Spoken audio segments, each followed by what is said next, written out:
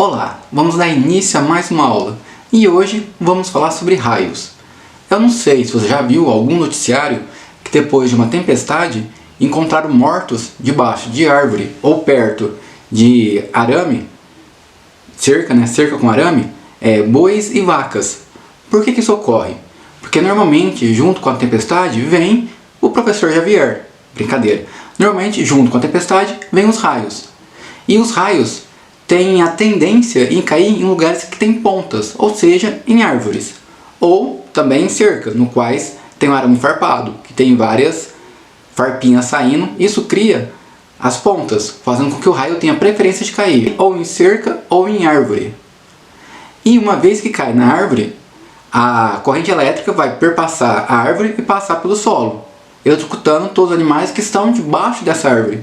Porque normalmente, quando tem uma chuva, os animais tendem a buscar um abrigo, certo? Então a árvore é um lugar que eles vão procurar abrigo.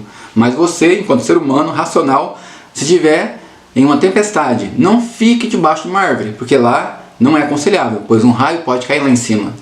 E também não fique perto de cerca, porque a cerca é condutora de energia elétrica.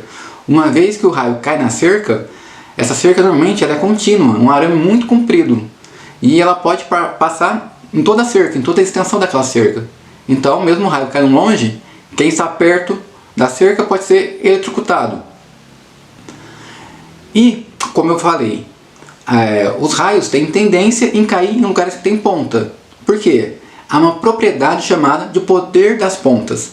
Nas pontas, há a tendência de acumular cargas elétricas. E isso é até um fato que até em aviões, na ponta das asas, se costuma colocar algumas pontas, para que quando o avião entrar em atrito com o ar e ficar carregado, o excesso de carga elétrica vai ser descarregado através de faíscas, através dessas pontas. Então, se você viajar de avião e puder olhar para as asas, você vai ver algumas faíscas de tempos em tempos. O que é aquilo? Seria como se fossem mini raios.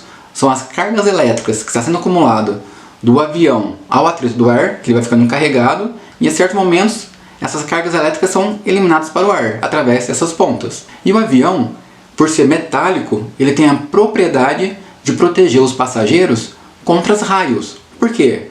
Um raio, uma vez que cai no avião, que atinge o avião, a carga elétrica não tem a propriedade de andar dentro da estrutura metálica, somente fora.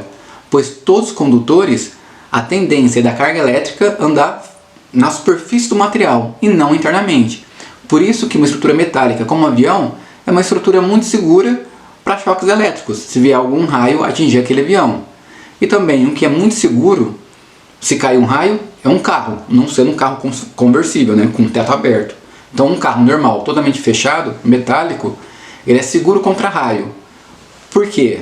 Por causa da blindagem eletrostática.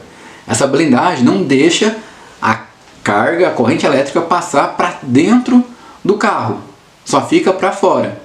Uma vez o raio atingindo o carro, essa carga elétrica ou vai ser dispersa para o ar ou vai direto para o solo. O carro contém pneus de borracha e esses pneus são isolantes térmicos. Então, se um raio cair fora do carro, não tem como essa carga passar para o carro, porque o pneu vai isolar. Mas uma vez que o raio caiu no carro, o pneu não tem a mínima diferença, é insignificante. Não são os pneus que vão proteger os passageiros dentro do carro, mas sim a estrutura metálica que cria a blindagem eletrostática. Com base nisso, vamos responder a questão 133, que caiu no ano de 2020 do Enem. Há muitos mitos em relação a como se proteger de raios, cobrir espelhos e não pegar em facas, garfos e outros objetos metálicos, por exemplo. Mas, de fato, se houver uma tempestade com raios, alguns cuidados são importantes, como evitar ambientes abertos.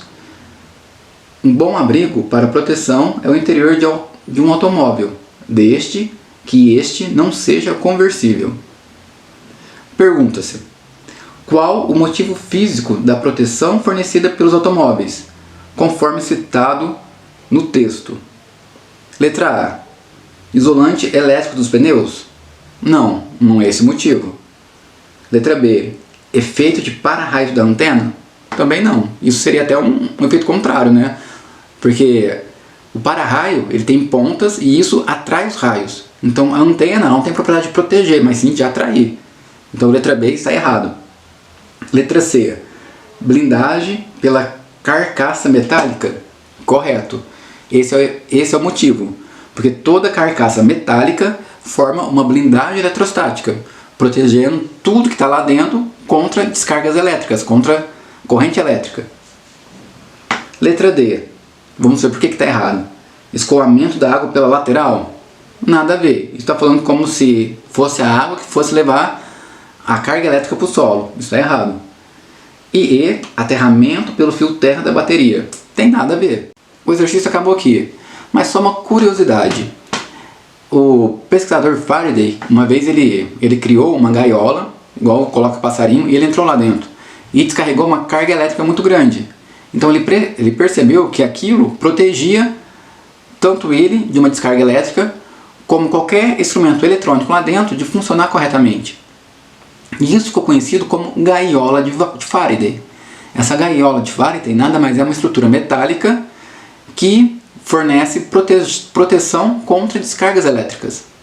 Em hospitais que têm ressonância magnética, para que todas as influências de fora não atrapalhem o exame do paciente, é criado uma gaiola de Faraday imensa e colocado a ressonância magnética dentro dessa gaiola de Faraday. Certo? A aula foi essa, espero ter ajudado. Então memorize aí. O que é importante saber dessa aula? Sobre a blindagem eletrostática.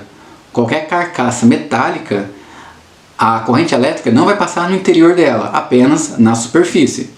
Certo? A aula foi essa, te vejo na próxima aula. Tchau!